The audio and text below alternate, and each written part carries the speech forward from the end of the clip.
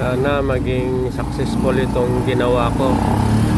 Water propagation mga kapaps, mga kaplanters, first time ang ginawa ko. Tama ba yan mga kaplanters? Tama ba yan ang ginawa ko?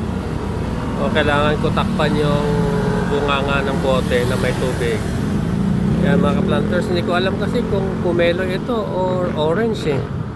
Basta naghagis na ako dati ng buto dito sa halaman ko. Yan, ito na. Ano na ito? Mga 2 taon na ito mga kaplanters. Yan. Sana maging successful ito mga kaplanters. So kailangan ko siguro takpan ang takip para hindi mapasukan ng bakterya mga kaplanters. Siguro mga ilang weeks kaya, 2 weeks, 3 weeks na magkaugat. Comment dyan mga kaplanters.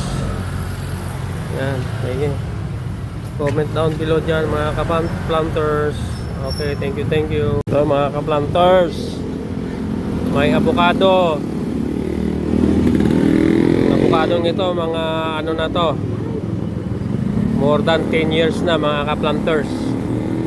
Ang bunga nito ay malagkit, masarap po. So ito, first time ko ulit, pangalawang pang ko na ulit ito mga kaplanters. Markot. Ito ay talagang inalis ko na yung madulas-dulas dito mga kaplanters. Yan o, kiniskis ko na yan ng mabuti mga kaplanters. Sana maging successful ito mga kaplanters, ang aking markot sa avocado mga kaplanters. Ayan o, ang ganda nitong avocado ko. Ang ganda ng bunga nito. Malagkit yung bunga nito. Mga 2 piraso lang. Halos 1 kilo na. 2, 3. Ganun. So, we'll try mga kaplanters.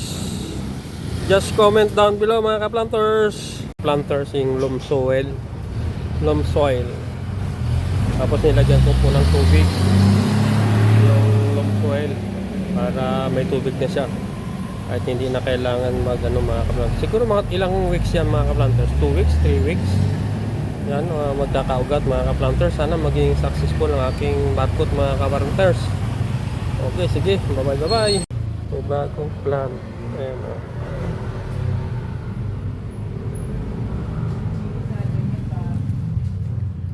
Ganda no? Parang plastic.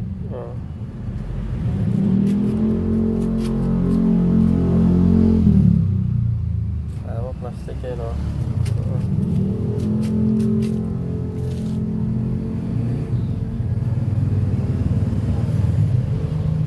Dadamihin ko to kasi mayroon siyang ano. Ito. Yan. Ito. Sabi sa matransplant. Yan. Dadamihin ko parang plastic ko. Ang tawag nito. Good morning. Ito may nag-request sa atin. Margot daw po ulit ako ng avocado. Yan. Mga kababayan, yan. Try ulit. Request ng ating tiyahin na mag-margot para sa kanya mga kababayan. Sana effective. Tapos nilagyan ko po ito ng ano, hormone, growth hormone. Konti lang nilagay ko mga kapaps, konti lang mga kaplanters. So ito yan, loam soil yan. Nilagyan ko yan matubig na rin yan mga kababayan, mga kapaps. So tatali ko na po ito mga kapaps, mga kaplanters. Okay mga kapaps, mga kaplanters, pikong mangga. Pag mainog sobrang tamis, pero pag ilaw sobrang asim naman mga kaplanters. Sana maging successful naman itong aking markot mga kaplanters. Yan siya.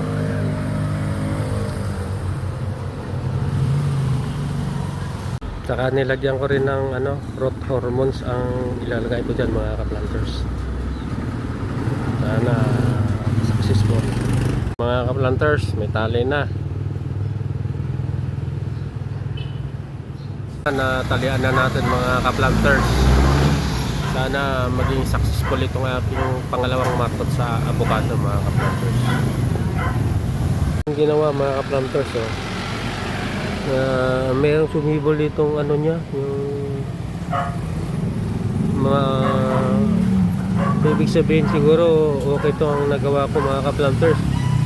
Merong mga ano, merong mga branch na lumabas. Yan, mga branches na lumabas mga ka-planters. Sana siguro mga isang buwan pa to bago ako buksan mga ka-planters. Sana magkaugat niya kasi kung ano, namatay na po sana ito, di ba mga ka-planters?